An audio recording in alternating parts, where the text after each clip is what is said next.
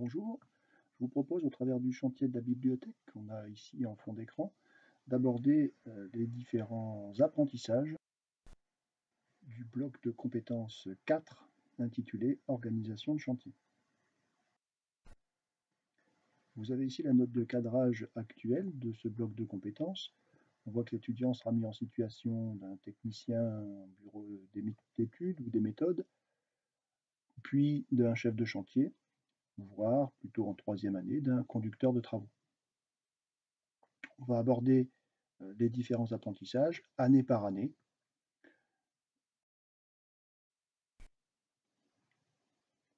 On commencera par s'intéresser aux différents intervenants de l'acte de construire.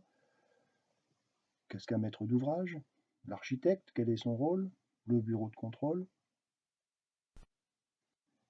Puis on va exploiter les pièces du marché, les pièces écrites comme le cahier des clauses techniques particulières par exemple, avec ses différents lots, le descriptif des travaux, et aussi les plans et les coupes, et les façades de l'architecte. On réalisera les quantitatifs.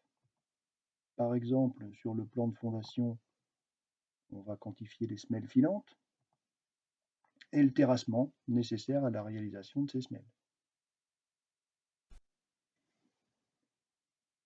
On pourra établir la planification. Ici, vous avez la planification tout corps d'état proposée par l'architecte.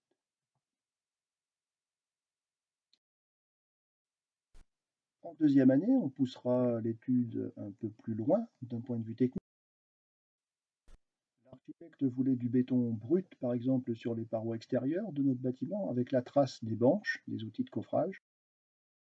L'entreprise a réalisé des voiles sur toute la hauteur, une technique un peu particulière qui engendre des conséquences au niveau matériel. Bien entendu, on voit les banques superposées. Matériaux, puisque le béton doit être ultra fluide pour aller s'encastrer jusqu'au fond du coffrage. Voire main-d'œuvre au niveau qualification. Une fois les modes constructifs connus, on pourra installer le chantier, grue, pas grue. À partir du moment où il y a des banches, la grue semble nécessaire, mais quel modèle? Pour porter quelle charge? À quelle distance? Puis en troisième année, le management, la gestion d'équipe, qui sera déjà abordée lors de projets en première, deuxième et troisième année, et lors de stages en entreprise prévus également durant chaque année. On s'intéressera également à la gestion financière pour rémunérer l'entreprise mois après mois en fonction du travail réalisé et faire un bilan en fin de chantier, donc un décompte définitif. Alors, le thème abordé était un support bâtiment. On pourra bien entendu effectuer les mêmes études sur un chantier de travaux publics, donc de voirie, réseau.